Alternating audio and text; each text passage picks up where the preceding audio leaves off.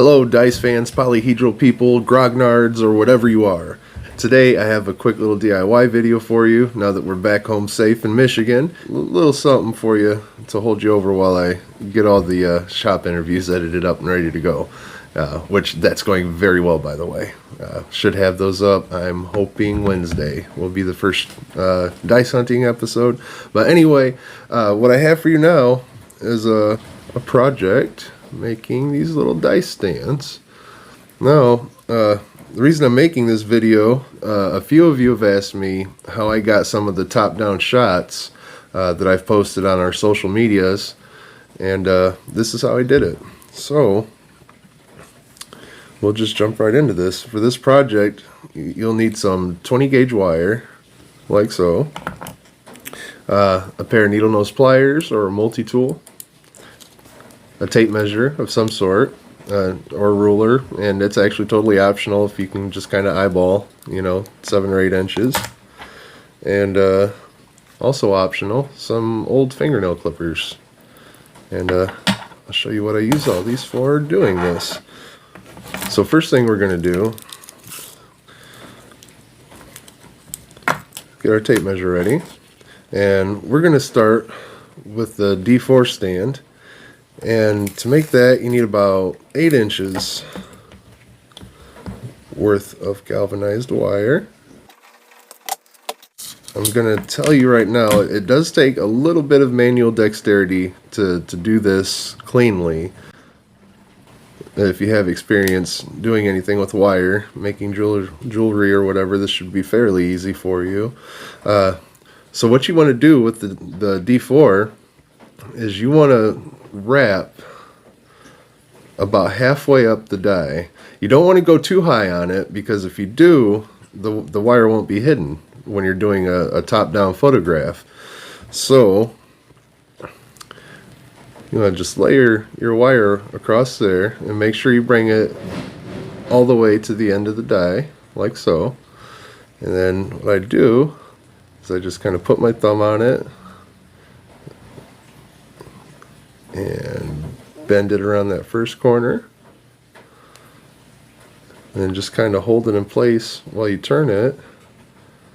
Make sure you have your wire, no further than halfway up. Execute the next bend, and you'll have something like this. Let's see how that holds it. The next step is you want to grab out your pliers, get a good hold right here, right before the tip of that triangle is, and you want to just twist that down. Make it kind of a sharp bend, as you want it to shoot down and land right about in the middle of your triangle. So we're going to grab that and just pull it down like that.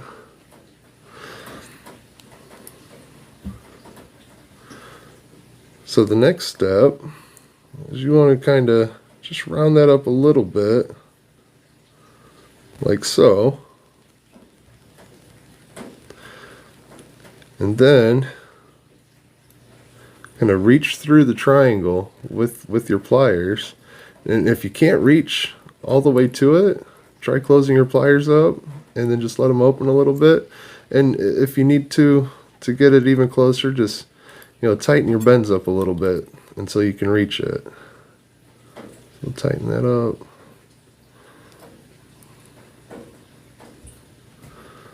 I'm going to reach through. I'm going to grab that wire at the very tip of my pliers, just far enough in to where I can get a good grip on it. I want it to be about flat with the table. So once you have your grip on that, don't let go. You want to put your pliers nose down on the table, then you can start wrapping the base around the pliers. This can be, a little tricky, but you'll get a feel for it once you've done it a time or two. And as you're feeding it You want to make sure you're not overlapping real bad on the base. You know, these wraps, you don't want to wrap over the previous wrap. So as you're doing this, just kind of keep the tip of your finger down flat on the table as you're winding it around. And I'm not pulling, you know, I'm not pulling on this to make it tight or anything. It'll end up being pretty tight, you know, just from the force of pulling the wire around it. And with this D4 stand, you want to come out about 5 wraps. Should give you enough of a base to hold the die.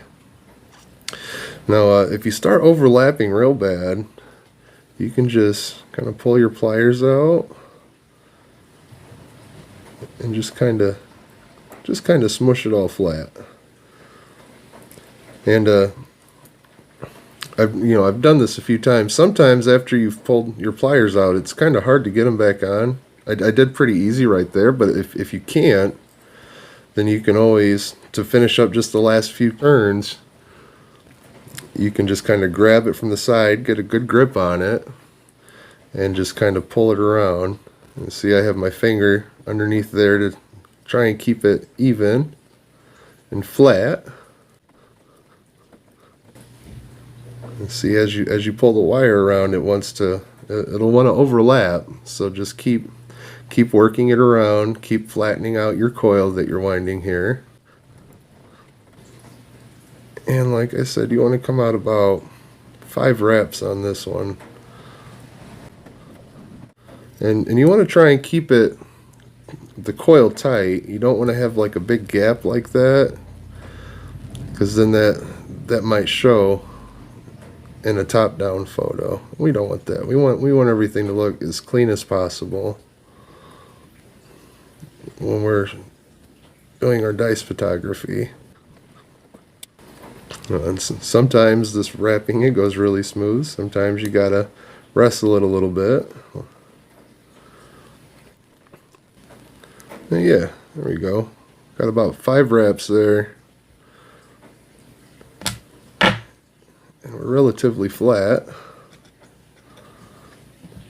And this is where I like to use an old set of fingernail clippers or toenail clippers, because you can get right up on that coil and snip off the remainder. Now, you want to kind of eyeball it and make this little top holder part as level as you can. And then we want to take a D4, and I would recommend, just using a D4 that you don't care about, just in case it gets scratched. This is just an old factory second I pulled out of a pound of dice at one point. When you go to set it down in there, and you want to see how she sits, and you can see this one's kind of wobbling over that way right now. So what I'm going to do is I'm just going to take and adjust this and try and bring it to where the top of the dice sits flat. And you can either do that just kind of freehand like this, or if you need to get in there with the pliers, you can do it like that. So it takes a little bit of finagling once you get it all put together to get it to sit perfectly flat. You see here? That's how we do that. And the next one I'm going to show you how to do, it's pretty much the same process, just on a different die. This works really nicely for D10s, obviously, because it's kind of molded to them. But the thing I like about these ones is they also work for top-down corner shots of D6s. Like so. So to make this one, we need 10 inches.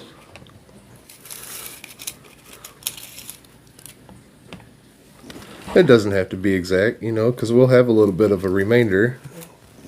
It's just one of those situations where it's better to have it and not need it. So for this one, it's the same process. You want to go about halfway up the die, and now this one requires just a little bit more hand dexterity to kind of keep the wire in place on the corners of the die as you bend it around. But as you can see, it's totally possible. Don't fret trying to get it all level right now. Just really focus on getting those bends where they need to be. And we'll worry about making sure it's level after we're done doing this. You can see we got the rough shape right there. You can see we're not level yet. We're just going to put it down on the table and smush it flat. That's the awesome thing about this galvanized wires. It's really easy to manipulate, and it holds its shape really well. It comes in handy for a lot of little things like this. I like to keep a roll or two on hand. So as you can see, that holds pretty well. And we're going to do the same process as with the D4 holder. Bend this down the same way we did the other one. You want to shoot for not quite the center. Maybe offset it by just the tiniest amount, so that when we're finished, the center of your base coil is in the center of the top part that holds the actual die.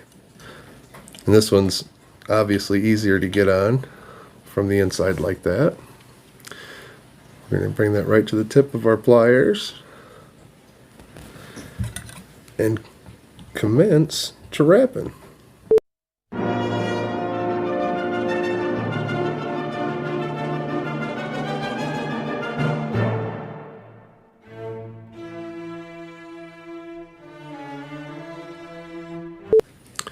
I think we ended up going, I think it's 6 wraps. That's enough material, enough weight underneath the die to actually hold it upright. So that's 1, 2, 3, 4, 5. We'll come around this one more time. Alright, I think that should suffice.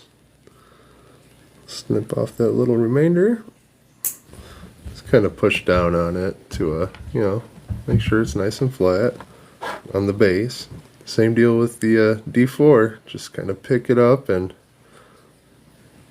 bend that, the top part, until it's relatively level.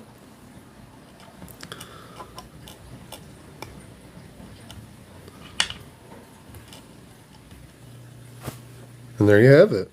So yeah, that's how I make these little dice stands, and I hope you enjoyed watching, and I wish you all the luck in the world making your own if you choose to do so. They're really nice to have for top-down dice photography.